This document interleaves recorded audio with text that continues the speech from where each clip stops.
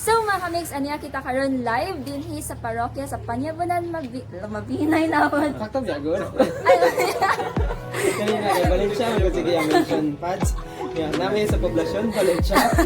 Kamigs namo sa hanginan, aniya kita karon sa Panyabunan Mabinay, Negros Oriental. Din mismo no sa parokya sa tuang yanhian. Sa Our Lady, Our Mother of Perpetual Help Parish. Alright, so we're with us today mga kamigs.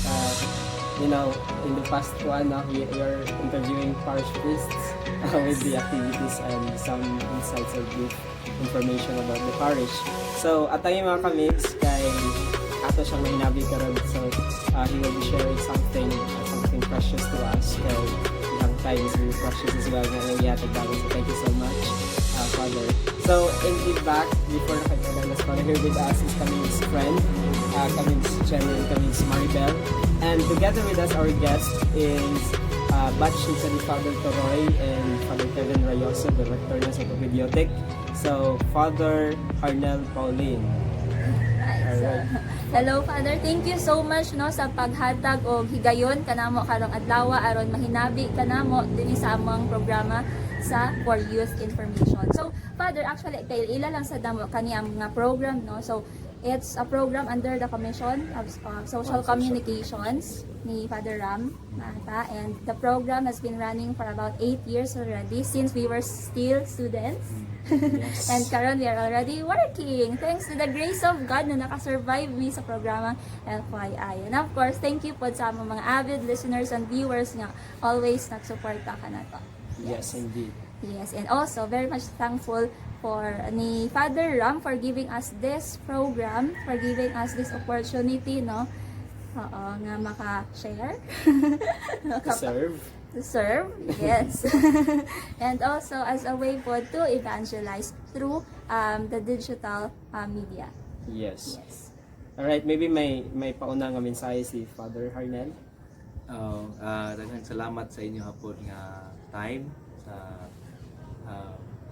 inyo hapon nga kausa no sa tumang pagpalapnag sa ebanghelyo no ato sa atong mga kabatanunan o nalipay ko sa inyo hapon nga pagari dinhi sa parokya. Kita ninyo ang atong parokya dinhi, gamay na siya nga parokya pero madasigon po ng mga tao. Diya silang pag-alagad sa atong simbahan. Alright, thank you so much, Father. By the way, Father, how did you celebrate your New Year? Yes. No. Happy New Year, Pads. It was awesome, no?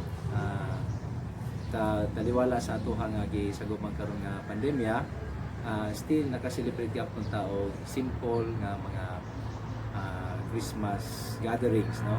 Sa ato PPC officers o sa ato sa mga personnel din sa mga sakristan o successful po na ato ang gigimo mga activities o of course nagsunod gyapon ta sa ato health protocols ng safe distance. Actually, at last na ko anhid dire kat nag-seminar ta apologetics. Yes, FD under Father Richon. Father Richon Amahit, that was 2013, 14. 2015? No, 14. 14. Yes. Yeah, bago pa ko ato nag-revert. Diya pa may nag-ako na ito Yeah. pads na sa ubos. And that's the apologetic seminar na akong na-attendan with the most number of participants. I think if I'm not mistaken, there were 288 participants. Wow, short naman It's because that's my first okay. seminar. So, ibig yung ginandaman ng numbers. Yeah, it's very precious because laghan kayo sila and Yeah, nga, very if you amazing. if you invite the people, daghan kayo ta sa mga atong mga chapel, no? Willing gyud na salmo. yeah, puno kayo to ang kana pa man to ang parokya actually dili pa man kaning bag-o na mga kamigs. Oh, so mao pa na ang simbahan ato nga time. Oo, tama. Dili pa na siya parokya ato nga panahon. Simbahan na tawag. Oh, Parokya saan? sa whole mo. Okay. Simbahan. Old church. Yeah, ang karaan nga structural nga simbahan na kamigs is kana pang actually gatubang miniya karon. So good to be back. Yes. So Alright, yung questions. Alex, Chips. so much about the past, the history. So thank you kay Father again no sa inyong pag-welcome kanamo diri balik sa parokya sa Panyabunan. So Father, ay pwede ba ka makahatag namo og like a bit lang background about the history sa dinhi nga parokya no? Oo. Paano siya na nag-transition from the old church to the new church? Oh. Plus giagian pagod og sunog. Oh. Giunsa pagbangon sa parokya sa Panyabunan. So, good morning sa tanan nga atong viewers or televiewers, viewers sa atuhan sa inyong programa, no. Basa-basa ko sa history ini nga mga parokya, karon ng dili lang dugay. It was established as a chaplaincy way back 1997. Then it was made a parish during the incumbency of Bishop John Doe to 2002. So 5 years after sa pagkahimo niya ng chaplaincy, nahimo po siya nga parokya no, the year 2002. So basically 18 years old pa siya na parokya, no? And then from the old church nga niya sa tubangan, sa mga tubangan di ay paingon din ni sa atohang new church, no? It was during the time of Father Hitchon Amahit, no? From 2006 to 2014 natukod ang kaning nga bago nga simbahan. It was solemnly dedicated in the year 2018 during the time of also my predecessor, si Father Oni Durango. So barely 2 years pa ang iyang pag-dedicate ini nga atohang new church, no? And then as to the development po sa mga panghitabo din sa parokya, we all know last February nga nasunog ato ang convent. So and also I was the one, no, na napuni-puli ni Father Oni for 1 month, no, the month of February nga nasunog pud ang convent. So I do not know what fate awaits me, no. Nga ako po'y nahimo nga parish priest karon nga kasamtangan, no, since August of 2019, no. And sa hinahinay dili man siguro down jud kayo ang parokya because of that happened. Well, of course, personally sa siguro sa personal nga mga kwan siguro with Father Oni, no. And nakita po nako nga ang response sa tao diha po sa karon kaning atohang ay kanibitaw adunay panguna-una nga tukuro na pag-kumpleto or bagong structure sa kumpleto. Pero so far wala pa po maka-start, no, kay ang mga basics sa akong ipakuna like organizing sa mga church organization, no, particularly the PPC and all others, no, like the lectors, choir. So mo pa na siya ang ako ang iuna bali pag-organize sa usa sa mga butang, no, before the structures will come out, no, later on. So far mo pa na siya ang development karon sa Alright, so thank you so much, Father, na for sharing the brief history of the parish as well as the situation back, no, a few months ago or years na ba. Alright, how about sa pad sa mga sa kalihukan and then the current situation sa mga kabatanunan din sa parokya? Yeah. So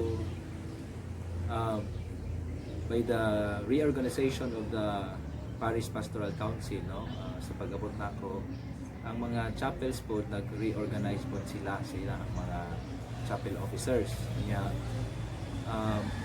Ako ang nakita nga those who are taking roles, some of the chapels is taking the roles, no, the kaning mga opisyalis din sa kapilya. Dili man siguro daghan, pero there are some na ang ilahang mga chapel officers mga bata-o na. So it's a development na murag the youth or the young people are already taking the role supposed to be taken by the adults, no? Season 1. Pero nakita po na po nga this is a development also na ang participation sa mga bata-o din sa ato ang mga kapilya visible na kayo siya. And then last first week of December, we had a gathering po sa lector o sa mga choir, no? Of course, following the protocols, we were able to gather, no, sa mga lector and sa mga choir, no? About the lector, na sila po yung formal nga installation diha sa ilang mga kapilya, no? When I celebrate mass, sila formal installation, like I already done installation sa mga lector sa Tumbangan, sa Bakti, sa dito sa Bulwang, then all the rest po when I celebrate mass during this month, no, sa January. So in order for it to institutionalize sa ato ang mga lector, because lectorate, as we know, is also a ministry in the church. Yes. A permanent ministry in the church, no? So I am strengthening them for now, and then mostly ang mga lector nato sa mga kapilya are young people from their 20s or even younger. And also sa atuhang choir, we were able also to have a certain kind of forum, no? Like updating on sa mga choir. And then I namatay mga seminarista po din na assign, so I also tasked them to train, no, some of the chapels. And then dito sa mga kapilya, most of the choir members are young people like you, like us, the So muna siya so far sa atohang last month, December, and in this January I hope to organize the Parish Youth Council, no? Formally organize the Parish Youth Council from the chapel officers board. As for now, PADS is dili pa siya organized yun ang PYC din sa So far dili pa, wala pa tay mga point persons or head, no, sa mga aning sa atuhang umbrella organization, no, sa youth council. So naaray tay gitawag og coordinator, no, coordinator sa youth, youth man gihapon, pero nahimo na siya parang silbi karon is mga advisor na siya. So ang hope to establish is a council, you know, youth council, Parish Youth Council with the youth coordinator and youth leader, no? So hopefully by January or even February, by January akong i-announce to the Parish Pastoral Council meeting mag-organize na chapel, sila chapel youth council, no? Aron mahimo po siya nga representative for Parish Youth Council dili sa ato. So far mo muna siya ang pagamuhaton for the next months. So that is a big event, no, for the youth in this parish. So na kay specific date na dre maybe we can broadcast. Wala pa kay I still have to meet sa atuhang board na Execom, no? Execom, Executive Committee sa atong parish, and then sa atuhang Parish Pastoral Assembly, no? Parish Pastoral Council Assembly this coming weekend. Alright, so Nice. if it happened that you are listening or watching this edition and you are a member of youth of this parish sa Panyabunan, so take note of that event. So we will wait for that because that's a big event for you in order for you to to show again in the as a participant of this community. So seems like Father, knowing nga there's a pandemic, seems like active gihapon ang mga youth from not just only here in this place but also sa mga kapilya, sa mga chapels. So how did they manage, Father? Na seems like it's the problem of most of the parishes na nangawala ang mga batanon and then churchgoers tungkol sa threat sa pandemya. So how did the parishioners did this parish manage? I think it's a blessing in disguise. You know why? Because murag gamay na ang laag ba tungkol sa pandemic, no? Dito sa So the young people are something like they are in their places right now, no? That is what I have also observed, no? Mas nagdaghan ang opportunity that they can gather kay naaraman sila. Okay? Especially wala man po'y klase, no? Naaramay sa mga modules naman. Oh. Then there are some good nga kanibitang tungod sa panarbaho, no? Tungod sa mga opportunities po sa eskwela. So wala mawala gyud ang mga batan-o, no? At wala ko ka-observe dinhi karon sa ato ang parokya nga walay mga batan-on kay even gani sa mga kanibitang monthly masses sa mga chapels, sa mga chapels na magyapoy mga batanon. And again, because of this pandemic, ato gyud nga gi-emphasize kanunay ang health protocols, no? Safe distance and wearing face mask. So, Father, pila ba day ka chapel ang kuan? Nasa ko? Tibok parokya. Oo, din sa parokya sa Panyabunan. As far as I have known is mga 47. Wow! Dagana. 47. Abi ko less than 10 you have ra na. enough lay ministers na to cover. Mga lay ministers, mga naapod sa mga 30 or 30. Mm. So ma-assign ako sa lay minister Ang ng sa duwa. lay minister, mga naisa duha ka chapels. Ma-cover niya. Pero dili maputanan ang chapels na sila gitawag og kasaulugan, no? Naramay ibang chapels nga kani once a year po. Pista ra. Sa piyesta ra po. Wala po sila ikuan kani gitawag na to kasaulugan sa pulong every Sunday na. So ang mga naay kasaulugan murag naara siguro sa mga 30 or less than ganito. So, pintag Pero ka daghan na kaayo. pa rin. Mm. Okay. Then, ikaw naman pare na assign diri pads, Oo, no? ako na. Grabe.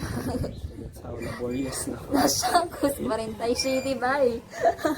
So 47. sa mga to siya kami, so daghan jud kaayo ang population sa youth there is sa area kay lapad-lapad din nga parokya. Oo, dagan-dagan yun. Yan. Wala na siguro yung pandemic, I'm planning also to mag-youth assembly, no? Yeah. So, pero that's forward-looking na into the future. Okay, napumatas pandemic. Hopefully we will be invited, Father. Yes.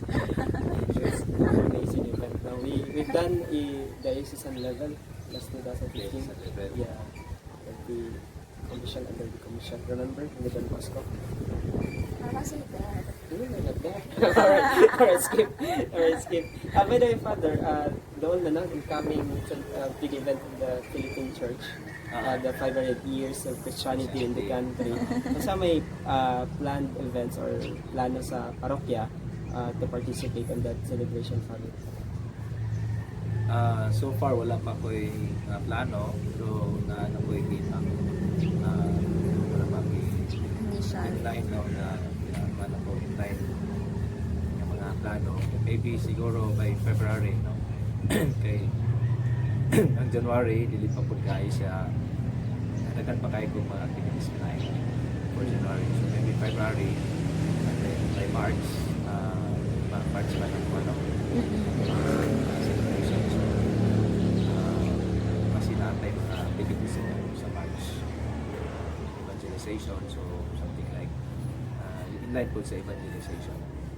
So, Yeah. Mm. Excited na ako. Excited na ka. Excited na ako nga magunsa dagay ta nga pandemic. pandemic. Yung 500. That's on how we how we gonna Yes, guys. innovate something to So ang amo lang yun, ang pan lang yun diri is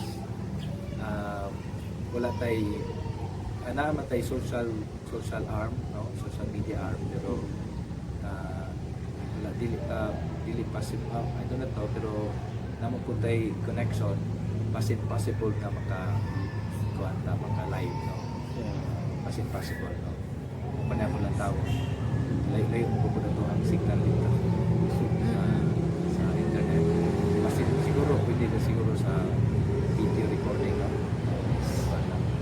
Na may page account ng parokya, so pwede na doon siya mag-play. So i-follow ninyo yung mga kamigs and like the page of our Mother Perpetual Help Panyabunan.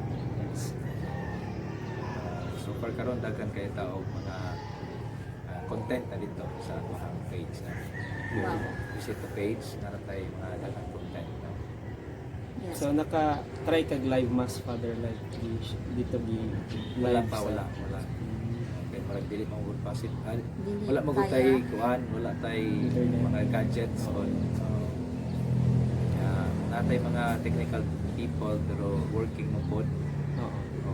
So dili ko ta maka panila o more time, no? Pero I will try to see it. Mga Maybe seminaryan types. balik mo po sila. Ay, o klase. Pag-out ka man sa business break.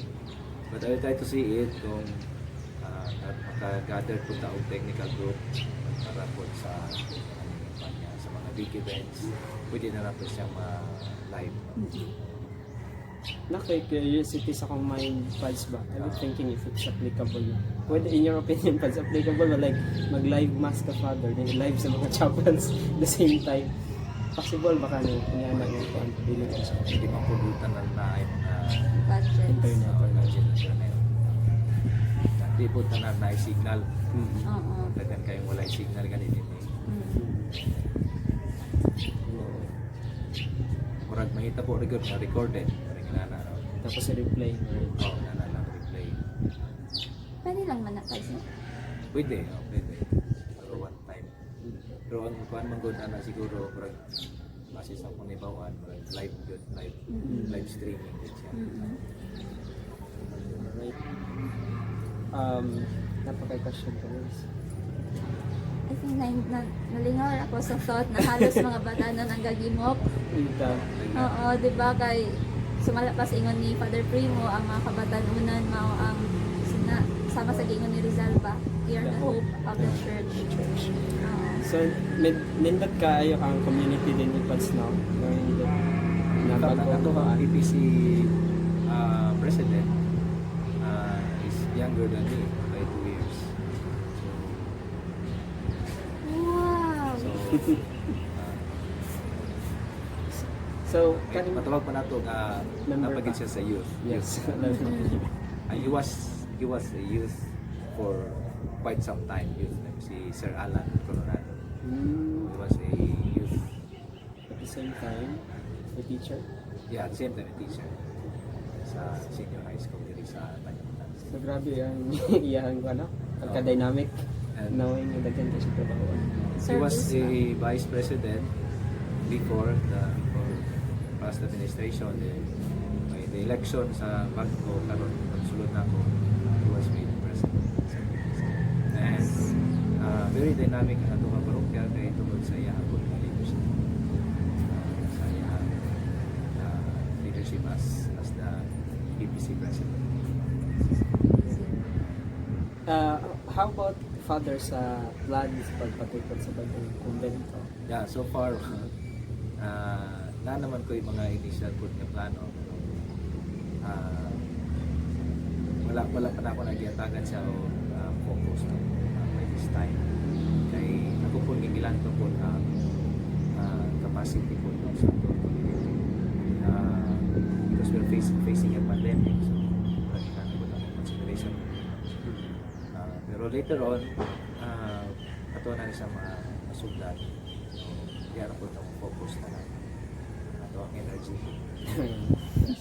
One day. Pagkaroon, wala pa ako para pa ako tawag na to differ sa ano for the meantime. Alright, so Kamigs. Yes, so actually, thank you kay Father, no, sa paghatag from the history down to the previous activities, coming activities, and planned activities, no, sa pag-share sa ating mga viewers and listeners online and sa cable Phil Products radio. Channel 51. Pupuntin sa TV din. Yes, Pads. Nakikita to the broad viewers, ano eh. So, Pads, since very colorful, very vibrant, very dynamic, and very active, no, ang mga kabatan-unan din sa parokya sa Panyabunan, pwede ba nimong mahatagan o mensahe, no, ang mga batan-on, mga kabatan-unan nato nga nabilong sa lain-lain nga Kapilya. lugar? Even the listeners and viewers. Yes. Sa tanan o sa dagan ng mga kapantanunan, no, labi na ang mga membro sa ato mga parokya, no, mga parokya ng mga batanon. Siguro ang mensahe ra pud nako, alam pud gini sa tanan, no, na bitaw, if you want to create a significance sa imong mga kinabuhi, makita man nato na siya dihapon sa ato ang pagpangalagad, no? Because that is how we make also significance o significant sa ato ang kaugalingon diha sa atong pag-alagad sa Ginoo o pag-alagad sa atong isig katawo. And murag mo ni siya ibalos nato po, no, sa gasa sa kinabuhi nga gihatag nato sa Ginoo.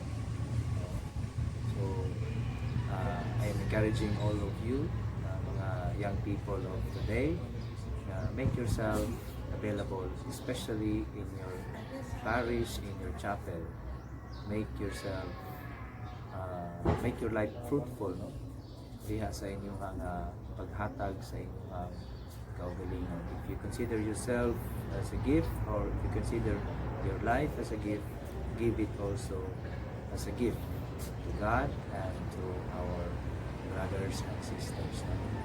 So you are not just the hope of our nation or our church, but you are basically the present church.